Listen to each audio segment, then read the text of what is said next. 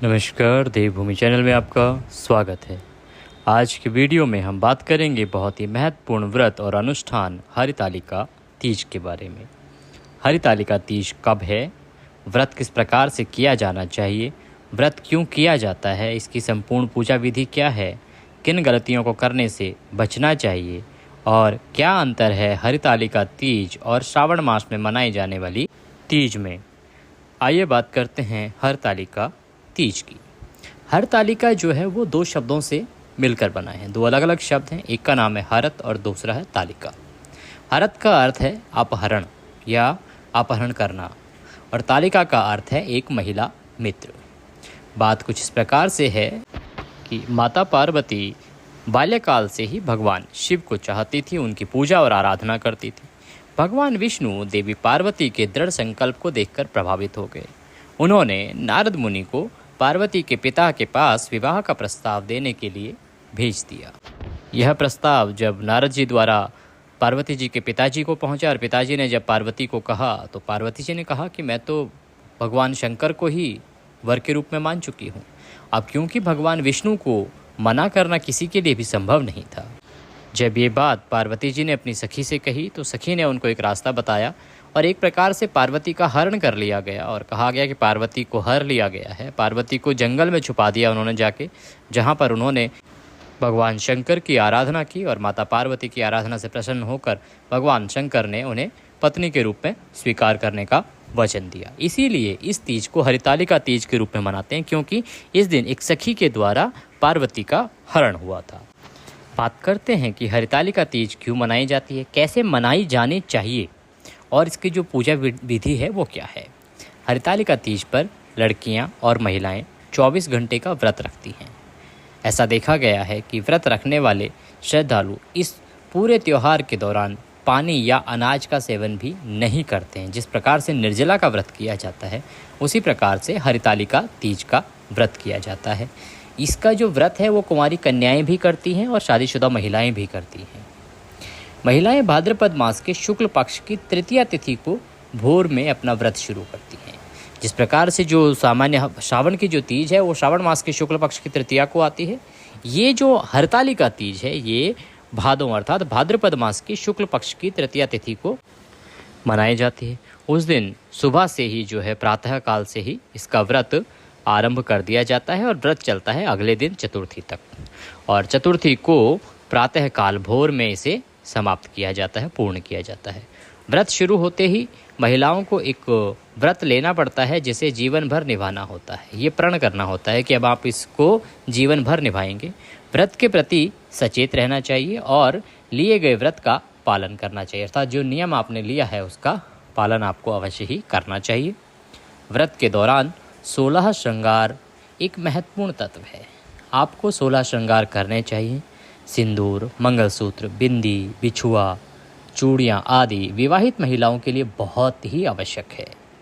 महिलाएं अपने लिए नए सौंदर्य प्रसाधन खरीदती हैं, अर्थात नई नई जो कॉस्मेटिक का सामान हो गया, साड़ियाँ हो गई, नए वस्त्र खरीदती हैं, वो खरीदने भी चाहिए और साथ ही देवी पार्वती को भी अर्पित करती हैं। वे अपने पति और परिवार के अन्य सदस्यों की लंबी उम्र के लिए प्रार्थना करती हैं। महिलाएं आमतौर पर लाल और हरे रंग के कपड़े पहनती हैं।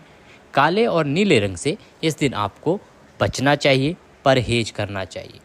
ये जो व्रत है ये पति की लंबी आयु के लिए किया जाता है, जो दाम्पत्य जीवन है उसको खुशहाल बनाए रखने के लिए किया जाता है, पति के स्वास्थ्य को अच्छा बनाए रखने के लिए किया जाता है। क्योंकि ये जो व्रत है ये श्रावण मास के तीज से कहीं अधिक कठिन है। श्रावण मास की जो तीज का व्रत है वो उसमें आप सिर्फ सुबह व्रत करते हैं और जब बायना निकाल के दे देते हैं तो वो दिन में ही व्रत आपका पूर्ण हो जाता है।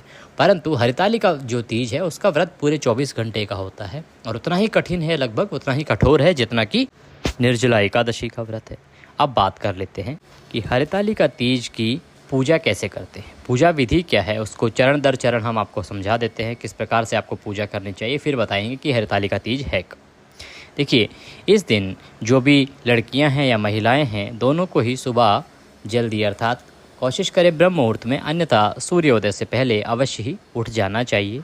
उठने के बाद स्नान आदि करके महिलाएं जो हैं वो लाल या हरे रंग के कपड़े पहनती हैं और और 16 श्रृंगार करती हैं। 16 श्रृंगार और इस रंग का विशेष महत्व है, या तो हरे रंग के कपड़े या तो लाल रंग के कपड़े, और 16 श्रृंगार अवश्य ही इस दिन करने चाहिए।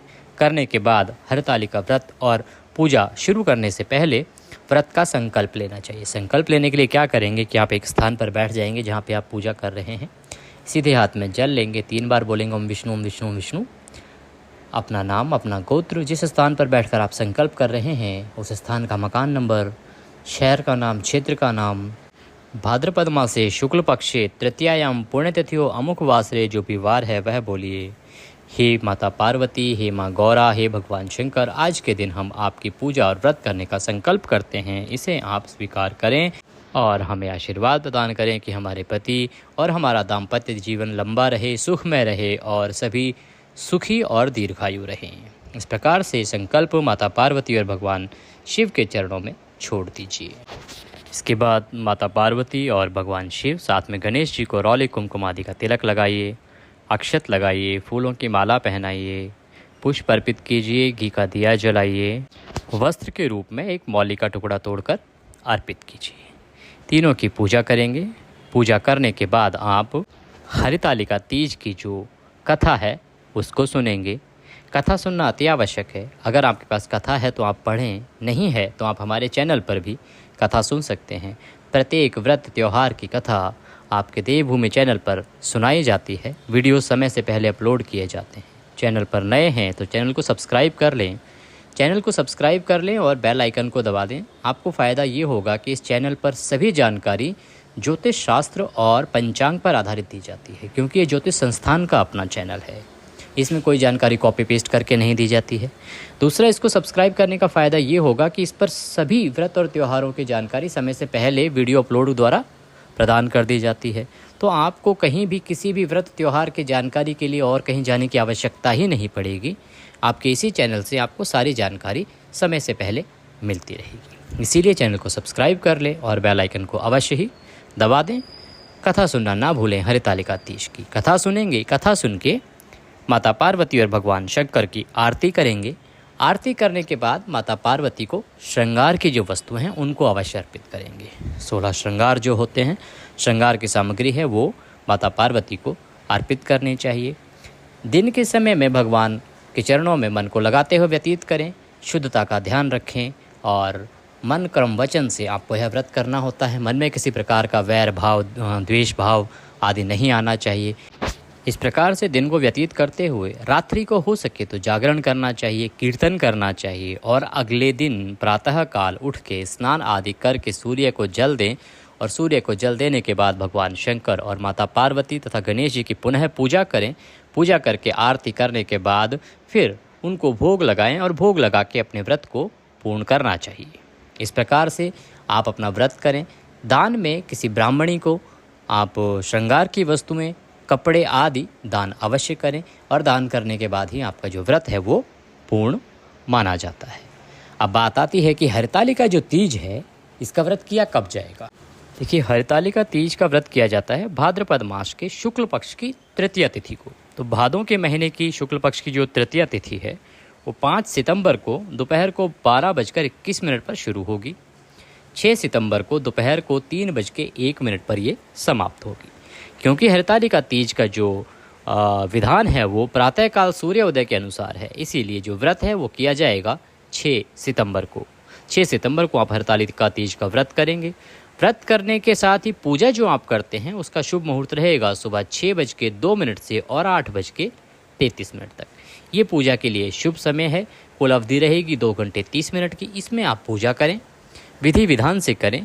माता पार्वती और भगवान शंकर के आशीर्वाद से आपके परिवार में आपका जो भी वन है वो स्वस्थ रहेंगे, दीर्घायु रहेंगे। जिनकी शादियां नहीं हुई हैं, इस उद्देश्य से अगर कन्याएं कर रही हैं तो उन्हें अवश्य ही उनके योग्य वर की प्राप्ति होगी।